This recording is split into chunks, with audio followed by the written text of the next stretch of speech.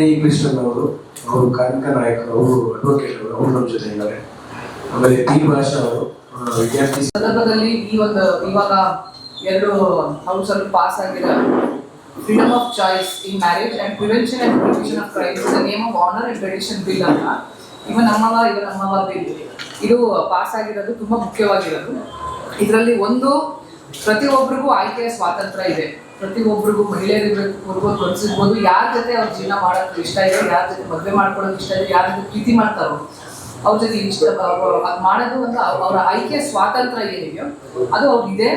ಅವ್ರು ಅದನ್ನ ಅಡೆತಡೆ ಮಾಡಿ ಅದನ್ನ ನಿಲ್ಸಕ್ಕೆ ಅದು ಮಾಡಿದ್ರೆ ಅದು ಒಂದು ಅಪರಾಧ ಅಂತ ಹೇಳ್ತಾ ಈ ಒಂದು ಕಾನೂನು ಏನು ಬಂದಿದೆಯೋ ಅದು ತುಂಬಾ ಮುಖ್ಯವಾಗಿರೋದು. ಅಂತರ್ಜಾತಿ ವಿವಾಹಗಳು, ಅಂತರ್ಧರ್ಮದ ವಿವಾಹಗಳು ಇರಲಿ, ಇದೆಲ್ಲ ಇದರಲ್ಲಿ ಯಾರು ಫ್ಯಾಮಿಲಿ ಮೆಂಬರ್ಸ್ ಇರಲಿ, ಯಾರು ಹೊರಗಡೆ ಅವರು ಇಬ್ರು ಯಾರು ಕನ್ಸರ್ನ್ ಪರ್ಸನ್ಸ್ ಬಿಟ್ರೆ ಯಾರು ಇಂಟರ್ಫಿಯರ್ ಮಾಡಬಾರ್ದು ಅಂತ ತುಂಬಾ ಸ್ಪಷ್ಟವಾಗಿ ಹೇಳಿದೆ.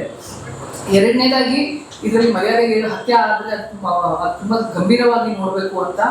ಮತ್ತೆ ಈ ಮರ್ಯಾದೆ ಹೆಸರಿನಲ್ಲಿ ಬೇರೆ ಬೇರೆ ತರಹದ ಅಪರಾಧ ಇರ್ಬೋದು. ಒಂದ್ ಕಡೆ ಹತ್ಯೆ ಇದೆ, ಅದು ಬೇರೆ ಕಡೆ ಸೋಷಿಯಲ್ ಬಾಯ್ಕಾಟ್ ಇರ್ಬೋದು, ಎಕನಾಮಿಕ್ ಬಾಯ್ಕಾಟ್ ಇರ್ಬೋದು, ಇಲ್ಲಾಂದ್ರೆ ಅವರು ಸತ್ತೋಗಿದಾರಂತ ಅವ್ರ ಮೇಲೆ ಆಗ್ಬೋದು, ಸ್ಥಿತಿ ಮಾಡೋದಿರ್ಬೋದು, ಬೇರೆ ಬೇರೆ ತರಹದ ಒಂದು ಹರಾಸ್ಮೆಂಟ್ ಇರ್ಬೋದು, ಮೊಬೈಲ್ ನಲ್ಲಿ ಇಟ್ಬಿಟ್ಟಿರೋದು, ಇದೆಲ್ಲ ಕೂಡ ಒಂದು ಅಪರಾಧ ಅಂತ ಸ್ಪಷ್ಟವಾಗಿ ಕಾನೂನಲ್ಲಿ ಬಂದಿದ್ದು ತುಂಬಾ ಮುಖ್ಯವಾಗಿರೋದು. ಮೂರನೇದು, ಈ ಕಾನೂನು ಅಡಿಯಲ್ಲಿ ಸ್ಪೆಷಲ್ ಫಾಸ್ಟ್ ಟ್ರ್ಯಾಕ್ ಕೋರ್ಟ್ಗಳು ಮಾಡಬೇಕು, ಮತ್ತೆ ಒಂದು ಮಾನಿಟರಿಂಗ್ ಕಮಿಟಿನೂ ಮಾಡಬೇಕು ಅಂತ ಏನು ಕಾನೂನಲ್ಲಿ ಇದೆಯೋ ದುಡ್ಡು ತಗೊಂಡು ಹೋಗೋಕ್ಕೆ ಅದು ತುಂಬಾ ಮುಖ್ಯ ಇರೋದು. ಕಾನೂನಲ್ಲೇ ಅದು ಅವರ ಒಂದು ಪ್ರಿಯಾಂಬಲ್ ಏನ್ ಹೇಳ್ತಾರಂದ್ರೆ ಈ ಜಾತಿ ವ್ಯವಸ್ಥೆನೇ ಈ ಜಾತಿ ವ್ಯವಸ್ಥೆ ನಿಂತಿರೋದೇ ಮಹಿಳೆಯರನ್ನ ಕಂಟ್ರೋಲ್ ಮಾಡಿ, ಮಹಿಳೆಯರನ್ನ ಆಯ್ಕೆ ಕಂಟ್ರೋಲ್ ಮಾಡಿ ಜಾತಿ ವ್ಯವಸ್ಥೆ ನಿಂತಿದೆ. ಇದನ್ನ ಬ್ರೇಕ್ ಮಾಡ್ಬೇಕಂದ್ರೆ ಅದು ಆಯ್ಕೆಯ ಸ್ವಾತಂತ್ರ್ಯ ಏನಿದೆ ಅದನ್ನ ನಾವು ಸ್ಪಷ್ಟವಾಗಿ ರೆಕಗ್ನೈಸ್ ಮಾಡಬೇಕು. ಮತ್ತೆ ಯಾರಾದ್ರೂ ಅದು ಮಧ್ಯದಲ್ಲಿ ಬಂದ್ರೆ ಅದನ್ನ ಒಂದು ಅಪರಾಧ ಅಂತ ಗಮನಿಸಬೇಕು ಅಂತ. ಸೊ ಆ ಒಂದು ದೃಷ್ಟಿಯಿಂದ ತುಂಬಾ ಮುಖ್ಯವಾಗಿರೋ ಕಾನೂನು ಇದು.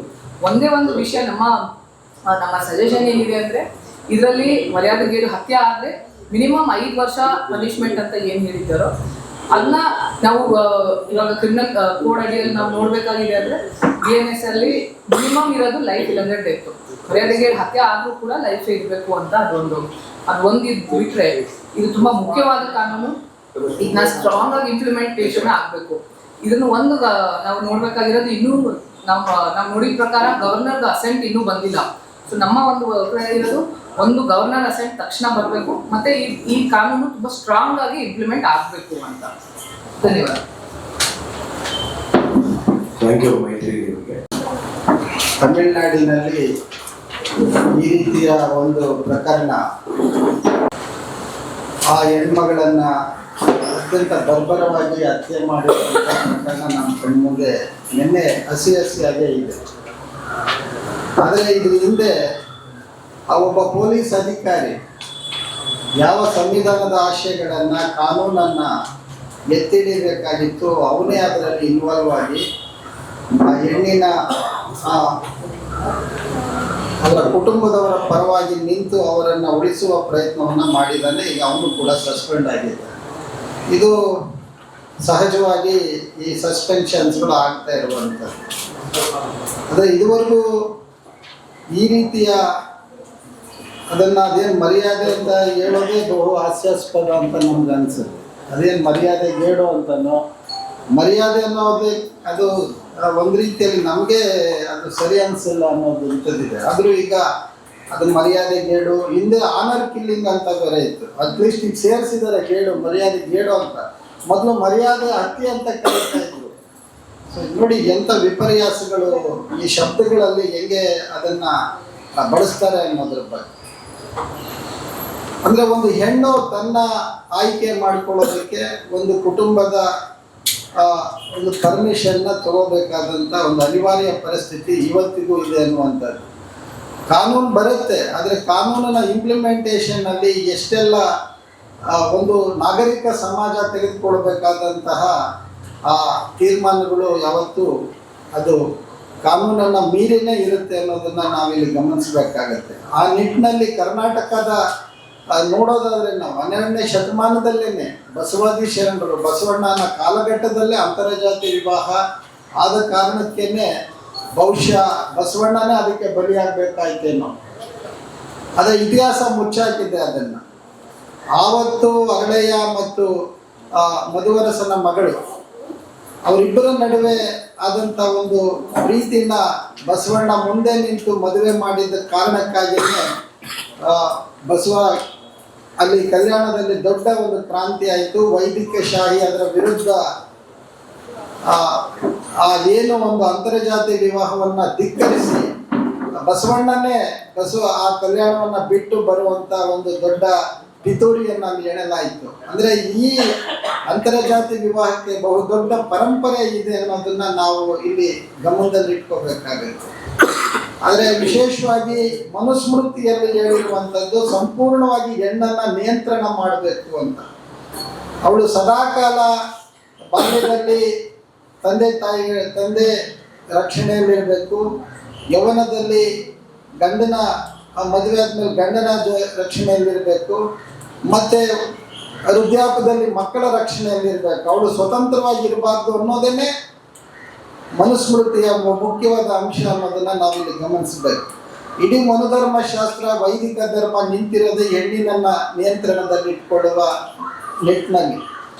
ಆ ದಿಸೆಯಲ್ಲಿ ಈಗ ಈ ರೀತಿಯ ಅನೇಕ ಪುರೋಗಾಮಿ ಕಾಯ್ದೆಗಳು ಬರ್ತಾ ಇರುವಂಥದ್ದು ಒಂದು ನಾಗರಿಕ ಸಮಾಜಕ್ಕೆ ಅದರಿಂದ ಬಹುದೊಡ್ಡ ಹೋರಾಟ ಇದೆ. ಈಗ ಏನು ಈ ಜನಪರ ಚಳವಳಿಗಳು ಮತ್ತು ನಮ್ಮ ಸಿವಿಲ್ ಸೊಸೈಟಿ ಅಂತ ನಾವು ಏನು ಇವತ್ತು ಕರೀತಾ ಇದ್ದೀವಂಥದ್ದು ಬಹುದೊಡ್ಡ ಹೋರಾಟದ ಮೂಲಕ ಇಂಥ ಕಾಯ್ದೆಗಳು ಬರ್ತವೆ ಹೊರತು ಸರ್ಕಾರ ತಾನಾಗಿ ಸ್ವಇಚ್ಛೆಯನ್ನು ಮಾಡಿರುವಂಥದ್ದು ಯಾವುದು ತುಂಬ ಅಪರೂಪ. ಅದು ಈಗ ಏನಾದರೂ ಕಾಯ್ದೆಗಳು ಬಂದಿರೋದಾದರೆ ಅದು ಅಟ್ರಾಸಿಟೀಸ್ ಆ್ಯಕ್ಟ್ಗಳು, SC/ST ದೌರ್ಜನ್ಯ ಕಾಯ್ದೆ ಆಗಿರ್ಬೋದು, ಏಡ್ ಸ್ಪೀಚ್ ಆಗಿರ್ಬೋದು, ಅಥವಾ ಈ ಥರದ ಕಾಯ್ದೆಗಳು ಬಂದಿರೋದೇ ಜನ ಪರ ಚಳವಳಿಗಳ ಬಹುದೊಡ್ಡ ಹೋರಾಟಗಳ ಮೂಲಕ ಅನ್ನೋದನ್ನು ನಾವಿಲ್ಲಿ ಗಮನಿಸಬೇಕಾಗತ್ತೆ.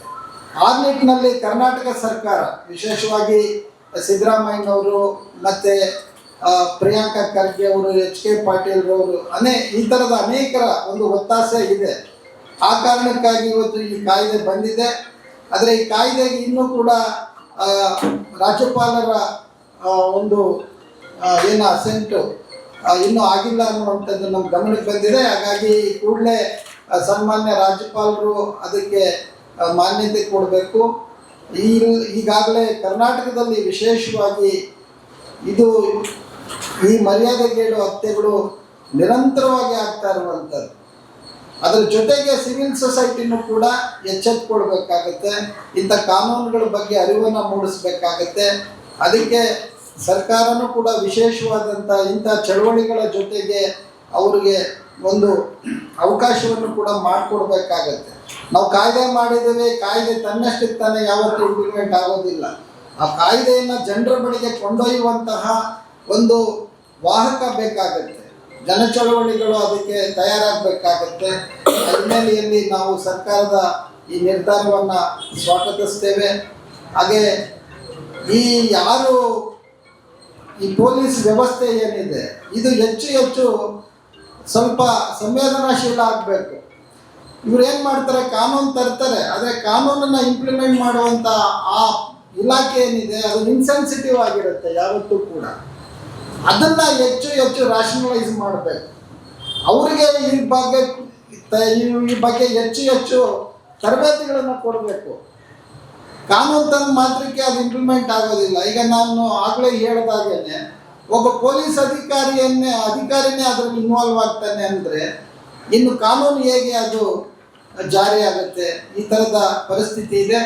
ಆ ಕಾರಣಕ್ಕಾಗಿ ಇಂಥ ಜನಪರವಾದಂತಹ ಮತ್ತು ಈ ರೀತಿಯ ಸಾಂವಿಧಾನಿಕವಾದಂಥ ಕಾಯ್ದೆಗಳು ಬಂದಾಗ ಅದನ್ನು ಸಮಾಜ ಸ್ವೀಕರಿಸಬೇಕು, ಸಿವಿಲ್ ಸೊಸೈಟಿ ಸ್ವೀಕರಿಸಬೇಕು, ಅದನ್ನು ತಮ್ಮ ಬದುಕಿನಲ್ಲಿ ಅಳವಡಿಸಿಕೊಳ್ಳುವಂಥ ಕೆಲಸಗಳನ್ನು ಮಾಡಬೇಕು.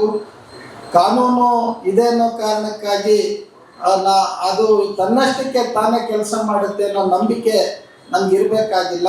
ಬಟ್ ಅದಕ್ಕೆ ಎಲ್ಲ ಸಮಾಜ ಮತ್ತು ಸಮುದಾಯಗಳು ಅದರಲ್ಲಿ ಹೆಚ್ಚು ಇನ್ವಾಲ್ವ್ ಆದಾಗ ಮಾತ್ರ ಇಂಥ ಕಾಯ್ದೆಗಳು ಜಾರಿಯಾಗೋದಕ್ಕೆ ಸಾಧ್ಯ ಆಗುತ್ತವೆ ಅನ್ನುವಂಥದ್ದನ್ನು ಹೇಳ್ತಾ, ವಿಶೇಷವಾಗಿ ಇನ್ನೂ ನಮ್ಮ ಅನೇಕ ಚಳವಳಿಗಳ ಹಿರಿಯ ವ್ಯಕ್ತಿಗಳು ಅವರು ಮಾತಾಡ್ತಾರೆ, ಅದನ್ನು ತಾವು ಅವರ ಮಾತುಗಳು ಕೇಳಬೇಕು ಅಂತ ಹೇಳ್ತಾ ಸರ್ಕಾರಕ್ಕೆ ಮತ್ತೊಮ್ಮೆ ನಾವು ಅದನ್ನು ಸ್ವಾಗತಿಸ್ತೀವಿ.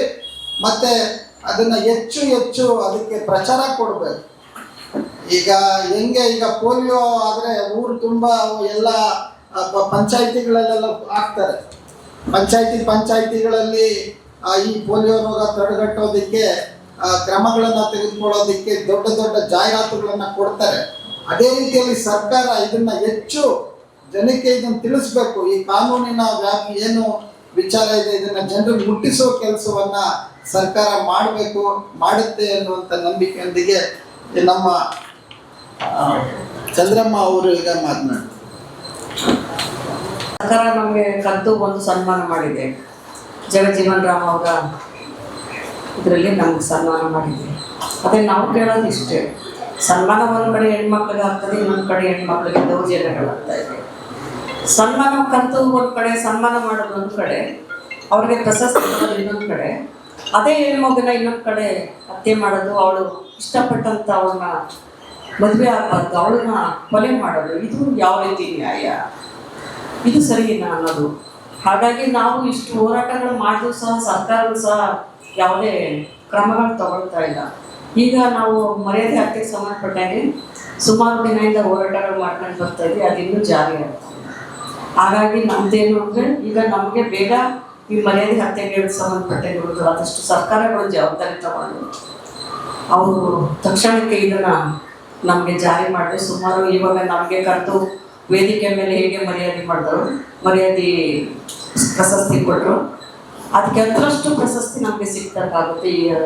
ಇದನ್ನ ನೀವು ಪಡ್ರಿ ಅಂತ ಹೇಳ್ತಾ ನನ್ನೊಂದೆರಡು ಮಾತು ಮುಗಿಸ್ತೀನಿ. ಜೈ ಹಿಂದ್. ಅಂಶಗಳು ಇಲ್ಲಿ ಫೋಕಸ್ ಮಾಡಬೇಕಾಗಿದೆ. ಒಂದು, ಈ ಕಾನೂನು ಯಾಕೆ ಇನ್ನು ರಾಜ್ಯಪಾಲರು ಅಸೆಂಟ್ ಕೊಡ್ತಾರೆ ಅನ್ನೋ ಒಂದು ಪ್ರಶ್ನೆ ಬರುತ್ತೆ. ಯಾಕೆ ಅದಿನ್ನೂ ಕಾಯ್ತಾ ಇದೆ ಅಂತ. ಇವತ್ತು ಬೆಳಿಗ್ಗೆನೂ ಕರ್ನಾಟಕ ಅಸೆಂಬ್ಲಿ ವೆಬ್ಸೈಟ್ ನೋಡಿದ್ರೆ ರಾಜ್ಯಪಾಲರ ಒಂದು ಅಸೆಂಟ್ ನಂಗಿಲ್ಲ. ಎರಡನೇ ವಿಚಾರ, ಯಾವುದೇ ಒಂದು ಕಾನೂನು ಬಂದರೂ ಈಗ ಆಲ್ರೆಡಿ ಹೇಳಿದಂಗೆ ಅದನ್ನ ಜಾರಿ ಮಾಡೋದು ಖಂಡಿತ ಸರ್ಕಾರದ ಜವಾಬ್ದಾರಿ ಇದೆ, ಅದರ ಜೊತೆಗೆ ಸಮಾಜದ ಜವಾಬ್ದಾರಿನೂ ಇದೆ. ಇವತ್ತು ಈ ವೇದಿಕೆ ಮೂಲಕ ನಾನೇನು ಹೇಳೋದು ಅಂತ ಹೇಳಿದ್ರೆ, ಬಹಳಷ್ಟು ಹಿಂದೂ ಧರ್ಮಗುರುಗಳಿದ್ದಾರೆ, ಬಹಳಷ್ಟು ಜಾತಿ ಮಠಗಳಿದ್ದಾರೆ. ಅದು ಆದಿಚುಂಚನಗಿರಿ ಮಠ ಇರ್ಬೋದು, ಅಥವಾ ಲಿಂಗಾಯತ ಸಮುದಾಯದ ಮಠಗಳಿರ್ಬೋದು, ಕುರುಬ ಸಮುದಾಯದ ಮಠಗಳಿರ್ಬೋದು. ಯಾವೊಂದು ಸಮುದಾಯಗಳ ಜನ ಈ ಒಂದು ಮರ್ಯಾದೆಗಳ ಹತ್ಯೆಗಳನ್ನ ಮಾಡಿದ್ದಾರೆ, ಆ ಒಂದು ಸಮುದಾಯದ ಮಠಾಧೀಶರು ಸಹ ಈ ಥರ ಕಾನೂನು ಬಂದಿದೆ, ಇದ್ರ ಬಗ್ಗೆ ಅವೇರ್ನೆಸ್ ಮೂಡಿಸ್ಬೇಕು. ಜಾತಿನ ತೊಲಗಿಸೋದ್ರ ಬಗ್ಗೆ ಅವೇರ್ನೆಸ್ ಮೂಡಿಸ್ಬೇಕಾಗುತ್ತೆ. ಯಾಕಂದ್ರೆ ಬರೀ ಕಾನೂನು ತಗೊಂಡು ಬಂದ್ರೆ ಸಾಲೋದಿಲ್ಲ, ಅದನ್ನು ಜಾರಿ ಮಾಡೋದಕ್ಕೆ ಎಲ್ಲರೂ ಕೈ ಜೋಡಿಸ್ಬೇಕು. ಎರಡನೇದು, ಯಾರೋ ಒಬ್ಬರು ಕೊಲೆ ಆಗೋ ತನಕ ಕಾಯ್ಬೇಕಾಗಿಲ್ಲ. ಮಾನ್ಯ ಅವರು ಜೀವ ಹೋದ್ಮೇಲೆ ಸರ್ಕಾರ ಈ ಒಂದು ಕಾನೂನು ತಂದಿದೆ, ಬಟ್ ಯಾರೋ ಒಬ್ಬರು ಜೀವ ಕಳ್ಕೊಳ್ಳೋ ತನಕ ಕಾಯೋದು ಬೇಡ. ಸೊ ಈ ಕಾನೂನು ಬಂದಿದೆ. ಈ ಜನಗಳ ಜೀವ ತೆಗೆಯೋದ್ರ ಜೊತೆಗೆ ನಾವು ಹಲವಾರು ನೋಡಿದ್ವಿ. ಚಾಮರಾಜನಗರದಲ್ಲಿ ಉಪ್ಪಾರ ಸಮುದಾಯದವರು, ಅವ್ರ ಸಮುದಾಯದಲ್ಲಿ ಯಾರಾದ್ರು SC ಕಮ್ಯುನಿಟಿನ ಮದುವೆ ಆದ್ರೆ ಅವ್ರನ್ನ ಸಾಮಾಜಿಕವಾಗಿ ಬಹಿಷ್ಕಾರ ಮಾಡ್ತಾರೆ, ಊರಿಂದ ಆಚೆ ಕಳಿಸ್ತಾರೆ. ಆದ್ರೆ ಅಲ್ಲಿನ ಒಂದು ಸ್ಥಳೀಯ ಜನಪ್ರತಿನಿಧಿಗಳು ಇದ್ರ ಬಗ್ಗೆ ಮಾತಾಡ್ತಾರೆ. ಇದ್ರ ಬಗ್ಗೆ ಚರ್ಚೆ ಆಗ್ಬೇಕಾದ್ರೆ ಅಸೆಂಬ್ಲಿಲೂ ಸಹ ಸುನೀಲ್ ಕುಮಾರ್ ಅವ್ರು ಹೇಳ್ತಾರೆ, ಯಾಕೆ ಈ ಕಾನೂನು ಬೇಕು ಅಂದ್ರೆ ಏನ್ ಹೇಳಕ್ ಹೊರಟಿದ್ದಾರೆ ಈ ಜನ. ಈ ಕಾನೂನು ಯಾಕೆ ಬೇಕು ಅಂತ ಹೇಳಿದ್ರೆ, ಸಂವಿಧಾನ ಬಂದು ಇಷ್ಟು ವರ್ಷ ಆದ್ರೂ ಮಹಿಳೆಯರಿಗೆ ಒಂದು ಆಯ್ಕೆಯ ಸ್ವಾತಂತ್ರ್ಯ ಇಲ್ಲ. ಶೋಷಿತ ಸಮುದಾಯದ ಜನರಿಗೆ ಅವ್ರಿಗೆ ಇಷ್ಟವಾದವ್ರನ್ನ ಮದುವೆ ಮಾಡ್ಕೊಳ್ಳಿಕ್ಕೆ ಒಂದು ಸ್ವಾತಂತ್ರ್ಯ ಇಲ್ಲ, ಒಂದು ಭಯದ ವಾತಾವರಣ ಇಲ್ಲ. ಸೊ ಈಗ ಕಾನೂನು ಬಂದಿದೆ, ಇದಕ್ಕೆ ಸರ್ಕಾರದ ಜೊತೆಗೆ ಈ ಸಮಾಜದ ಎಲ್ಲರೂ ಸಹ ಮುಂದೆ ಬರಬೇಕು. ಎಸ್ಪೆಷಲಿ ಪ್ರಬಲ ಜಾತಿಗಳ ಮಠಾಧೀಶರು ಮುಂದೆ ಬಂದು ಅವ್ರವರು ಜಾತಿಯವ್ರಿಗೆ ಹೇಳ್ಬೇಕಾಗುತ್ತೆ, ಇಷ್ಟೇ ದಿವಸನೂ ನೀವು ಮಾತು ಕೇಳಿಲ್ಲ, ಈ ಕಾನೂನು ಬಂದಿದೆ, ಈಗಲಾದ್ರೂ ನೀವು ದಾರಿಗೆ ಬರಬೇಕು, ಸಂವಿಧಾನನ ಎತ್ತಿಡಿಬೇಕು, ಮನುಷ್ಯತ್ವನ ಎತ್ತಿಡಿಬೇಕು ಅಂತ ಹೇಳ್ಬೇಕು ಅಂತ ಹೇಳಿ ನನ್ನ ಮಾತು ಮುಗಿಸ್ತೀನಿ. ಧನ್ಯವಾದ. ಕಂಗ್ರಾಚುಲೇಟ್ ಮಾಡ್ತೀನಿ ಸರ್ಕಾರಕ್ಕೆ. ಅದ್ರ ಜೊತೆಗೆ ಈ ಎಲ್ಲ ಹಿರಿಯರು ಮಾತಾಡಿದಾಗೆ ಈ ಕಾನೂನನ್ನ, ಮರ್ಯಾದೆಗೇಡು ಹತ್ಯೆಗಳ ವಿರೋಧಿ ಕಾಯ್ದೆಯನ್ನ, ಮಸೂದೆಯನ್ನ ಏನು ಹೊರಡಿಸಿದ್ದಾರೆ ಈ ರಾಜ್ಯ ಸರ್ಕಾರ, ಅದನ್ನ ಗಟ್ಟಿಯಾಗಿ ಎಲ್ಲರೂ ಒಳಗಡೆ ತಗೋಬೇಕು. ಸ್ಪೆಷಲಿ ಯೂತ್ಸ್ ತಗೋಬೇಕು. ಯೂತ್ಸ್ಗಳಿಗೋಸ್ಕರನೇ ಮಾಡಿರುವಂತ ಕಾನೂನು. ಮತ್ತು ಮದ್ವೆ ಅನ್ನೋದೇ ಒಂದು ಸಾಂಸ್ಥಿಕ ನರ್ಕ, ಅದನ್ನ ಧಿಕ್ಕರಿಸಿ ನಿಂತಿರೋರು ತುಂಬಾ ಜನ ಇದ್ದಾರೆ. ನಮ್ಮಂತವ್ರು. ಅದನ್ನ ಬಿಟ್ಟು ಕೂಡ ಒಂದು ಬದುಕನ್ನು ಕಟ್ಕೋಬೇಕು ಅಂತ ಹೋಗುವಂತ ಜನರುಗಳಿಗೆ ಒಂದು ಸ್ವತಂತ್ರ, ನಾನೇನು ಉಡ್ಬೇಕು, ನಾನೇನ್ ತಿನ್ಬೇಕು, ನಾನು ಎಲ್ಲಿ ಹೋಗ್ಬೇಕು, ನಾನು ಏನ್ ಓದ್ಬೇಕು ಅನ್ನೋದು ನನ್ನ ವೈಯಕ್ತಿಕ ಸ್ವಾತಂತ್ರ್ಯ. ಹಾಗೆ ನಾನು ಯಾರ ಜೊತೆ ಜೀವನ ಮಾಡ್ಬೇಕು ಅನ್ನೋದು ಕೂಡ ನನ್ನ ವೈಯಕ್ತಿಕ ಸ್ವಾತಂತ್ರ್ಯ. ಆ ವೈಯಕ್ತಿಕ ಸ್ವಾತಂತ್ರ್ಯಕ್ಕೆ ಇಷ್ಟು ವರ್ಷ, ಸಂವಿಧಾನ ಬಂದು ಇಷ್ಟು ವರ್ಷ ಆಗ್ತದೆ, ಸ್ವಾತಂತ್ರ್ಯ ಬಂದು ಇಷ್ಟು ವರ್ಷ ಆಗ್ತದೆ, ಈಗ ಒಂದು ಕಾನೂನನ್ನ ತಂದಿರೋದು ಒಂದು ರೀತಿಯ ಏನದು ಅನ್ಫಾರ್ಚುನೇಟ್ ಅಂತಾನೆ ಹೇಳ್ಬೋದು. ಇಷ್ಟು ವರ್ಷಗಳು ಬೇಕಾಗಿದ್ದು ಇದನ್ನ ಅರ್ಥ ಮಾಡ್ಕೊಳ್ಳೋಕೆ. ಇದು ಯಾವತ್ತೂ ಆಗ್ಬೇಕಾಗಿತ್ತು. ಬಸವಣ್ಣನ 12ನೇ ಶತಮಾನದ 21ನೇ ಶತಮಾನದಲ್ಲಿ ಇದೀವಿ, 12ನೇ ಶತಮಾನದಲ್ಲಿ ಇದಕ್ಕೆ ಎಕ್ಸಾಂಪಲ್ ನ ಸೆಟ್ ಮಾಡಾಗಿದೆ. ಆದ್ರೂ ಕೂಡ ಇಷ್ಟು ವರ್ಷಗಳಾಗಿದೆ, ತಡ ಆಗಿದೆ ಆಕ್ಚುಲ್ ಆಗಿ ಇದು ಬಂದಿರೋದು. ಈಗಲಾದ್ರೂ ಜನ ಎಚ್ಚೆತ್ಕೋಬೇಕು. ತಮ್ಮ ಮರ್ಯಾದೆ, ಕಾಣದಂತಹ ಮರ್ಯಾದೆಯನ್ನ ಎಲ್ಲಿದೆ ಅಂತ ಅದು ಗೊತ್ತಿಲ್ಲ, ಕಣ್ಣಿಗೆ ಕಾಣದೇ ಇರುವಂತ ಮರ್ಯಾದೆನ ಹುಡ್ಕೊಂಡು ಜೀವಗಳನ್ನ ತೆಗೆಯುವಂತ ಕ್ರೌರ್ಯಕ್ಕೆ ಯಾವ ತಂದೆ ತಾಯಿ ಆಗ್ಲಿ ಬಂಧುಗಳಾಗ್ಲಿ ಹೋಗ್ಬಾರ್ದು. ದಯವಿಟ್ಟು ತಮ್ಮ ಮರ್ಯಾದೆ ಎಲ್ಲಿಡುತ್ತೆ ಅಂತಂದ್ರೆ ಇನ್ನೊಬ್ಬರ ವೈಯಕ್ತಿಕ ಸ್ವಾತಂತ್ರ್ಯಗಳನ್ನ ಗೌರವಿಸೋದ್ರ ಮುಖಾಂತರ ಮತ್ತು ಇನ್ನೊಬ್ಬರನ್ನ ಹೇಗೆ ಅವ್ರು ಬದುಕೋದಿಕ್ಕೆ ಇಷ್ಟ ಪಡ್ತಾರೋ, ಇವಾಗ ಒಬ್ರು ಟ್ರಾನ್ಸ್ಜೆಂಡರ್ ಆಗಿದ್ರೆ ಅವರ ಆಯ್ಕೆಯನ್ನ, ಅವರ ಲಿಂಗತ್ವದ ಆಯ್ಕೆಯನ್ನ ಅವ್ರು ಮಾಡ್ಕೊಳ್ಳೋದ್ರ ಮುಖಾಂತರ, ಇನ್ನೊಬ್ರು ಯಾರ ಮೇಲೆ ಯಾರನ್ನ ಇಷ್ಟಪಟ್ಟಿರ್ತಾರೆ ಅಂತಂದ್ರೆ ಅವ್ರ ಪ್ರೀತಿಯನ್ನ ಅವ್ರ ಆಯ್ಕೆ ಮಾಡ್ಕೊಳ್ಳೋ ಮುಖಾಂತರ, ಇನ್ನೊಬ್ರಿಗೆ ಏನೋ ಓದ್ಬೇಕಾಗಿರುತ್ತೆ ಅದು ಅವರ ಆಯ್ಕೆಯನ್ನ ಮಾಡ್ಕೊಳ್ಳುವಂತ ಅವ್ರ ಆಯ್ಕೆಯನ್ನ ಗೌರವಿಸೋದ್ರ ಮುಖಾಂತರ ಎಲ್ಲರೂ ತಮ್ಮ ಮರ್ಯಾದೆಗಳನ್ನ ಉಳಿಸ್ಕೊಂಡ್ರೆ ಒಳ್ಳೇದು ಅಂತ ಅನ್ಸುತ್ತೆ. ಯಾಕೆಂದ್ರೆ ಇದು ಪ್ರಜಾಪ್ರಭುತ್ವ ದೇಶ. ಯಾರು ಯಾರನ್ನ ಹಿಡಿತ ಕೊಡೋಗುವಂತಹ ಹಿಂಸೆಗಳನ್ನ ಪ್ರಚೋದಿಸುವಂತ ದೇಶದಲ್ಲಿ ನಾವಿಲ್ಲ, ಬದುಕ್ತಾ ಇಲ್ಲ. ಸೊ ಈ ಮನಸ್ಮೃತಿ ತರದ ಒಂದಷ್ಟು ಸಾಮಾಜಿಕ ಬದ್ಧತೆಗಳಿಗೆ ವಿರೋಧವಾಗಿರುವಂತಹ, ಸಂವಿಧಾನಕ್ಕೆ ವಿರೋಧವಾಗಿರುವಂತಹ ಮನಸ್ಥಿತಿಗಳನ್ನ ತೊಲಗಿಸಿ ಸಾಂವಿಧಾನಿಕ ನೈತಿಕತೆಯನ್ನ ನಾವೆಲ್ಲರೂ ರೂಢಿಸ್ಕೊಂಡು ನಾವು ಬದುಕಬೇಕಾಗಿದೆ. ಮತ್ತು ಈ ಏನದು ಈಗ ನಮ್ಮವ ಬಗ್ಗೆ ಇವೆಲ್ಲರೂ ನಮ್ಮವರು, ಮತ್ತು ಅದನ್ನ ಕರೆಕ್ಟ್ ಆಗಿ ಏನಿದೆಯಲ್ಲ ಮರ್ಯಾದೆಗಳು ಹತ್ಯೆ ವಿರೋಧಿ ಕಾಯ್ದೆ ಅಂತ ಅದನ್ನೇ ಬಳಸ್ಕೊಂಡು ಅಂತ ಹೇಳಿ ನಾನು ಹೇಳ್ಕೊಡ್ತೀನಿ. Thank you so much. ಈಗಾಗಲೇ ಅನೇಕ ದಲಿತ ಹೋರಾಟಗಾರರು ಮತ್ತು ಮಹಿಳಾ ಹೋರಾಟಗಾರರು ಮತ್ತೆ ನಮ್ಮ ಹಿರಿಯ ಹೋರಾಟಗಾರರೆಲ್ಲ ಮಾತಾಡಿದ್ದಾರೆ. ಈ ಒಂದು ಮರ್ಯಾದೆಗಳ ಹತ್ಯೆ ವಿರೋಧಿ ವಿಧೇಯಕ ಏನು ಮೊನ್ನೆ ತಾನೇ ಅಸೆಂಬ್ಲಿಯಲ್ಲಿ ಅದು ಪಾಸ್ ಆಗಿದೆ. ಅದಕ್ಕೆ ಸಂಬಂಧಪಟ್ಟಂತೆ ಈಗಾಗಲೇ ತಮ್ಮೆಲ್ಲರಿಗೂ ಗೊತ್ತಿರ್ತಕ್ಕಂತೆ ಇದೇ ವಿಧಾನ ಮಂಡಲ ಅಧಿವೇಶನದಲ್ಲಿ ಒಬ್ರು ಕಿಶೋರ್ ಕುಮಾರ್ ಪುತ್ತೂರ್ ಅಂತಕ್ಕಂಥ ವಿಧಾನ ಪರಿಷತ್ ಸದಸ್ಯರು ಕೂಡ ಪ್ರಶ್ನೆ ಮಾಡ್ತಾರೆ. ಅದಕ್ಕೆ ಗೃಹ ಇಲಾಖೆ ಉತ್ತರ ಕೊಡುತ್ತೆ. ಅಂದ್ರೆ ಕರ್ನಾಟಕದಲ್ಲಿ ಕಳೆದ 5 ವರ್ಷಗಳಲ್ಲಿ ಎಷ್ಟು ಮರ್ಯಾದೆ ಹತ್ಯೆಗಳು ಪ್ರಕರಣ ದಾಖಲಾಗಿವೆ ಅಂತೇಳಿ ಗೃಹ ಇಲಾಖೆ ಪ್ರಕಾರ 5 ವರ್ಷಗಳಲ್ಲಿ 15 ಮರ್ಯಾದೆಗಳ ಹತ್ಯೆ ಪ್ರಕರಣಗಳು ದಾಖಲಾಗಿವೆ ಅಂತೇಳಿ. ಅಂದ್ರೆ ಇದು ಇಂಥದ್ದು ಪ್ರತಿ ವರ್ಷ ಅದಕ್ಕಿಂತ ಹೆಚ್ಚಾಗ್ತವೆ. ಆದ್ರೆ ದಾಖಲಾದ ಪ್ರಕರಣಗಳು ಮಾತ್ರ ಇಷ್ಟಿವೆ. ದಾಖಲಾಗದೇ ಇರ್ತಕ್ಕಂಥ ಅನೇಕ ರೀತಿಯ ಅಮಾನವೀಯ ಕೃತ್ಯಗಳು ಇವತ್ತು ಇನ್ನೂ ಕೂಡ ಬೆಳಕಿಗೆ ಬಂದಿಲ್ಲ.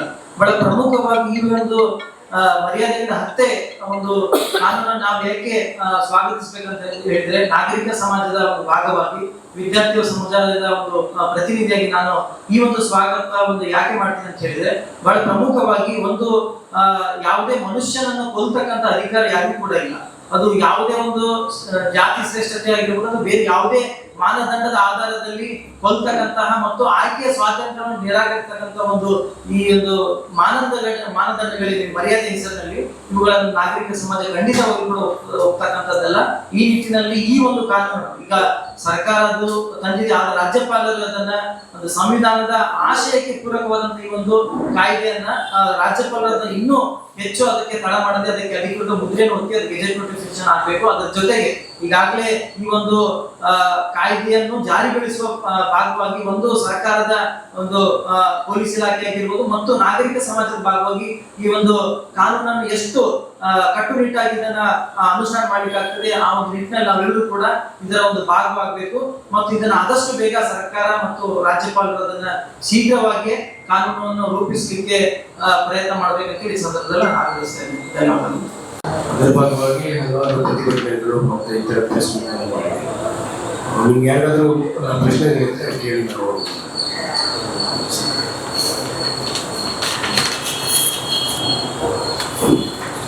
ಲೇಖ ಅವರು ಇದ್ದಾರೆ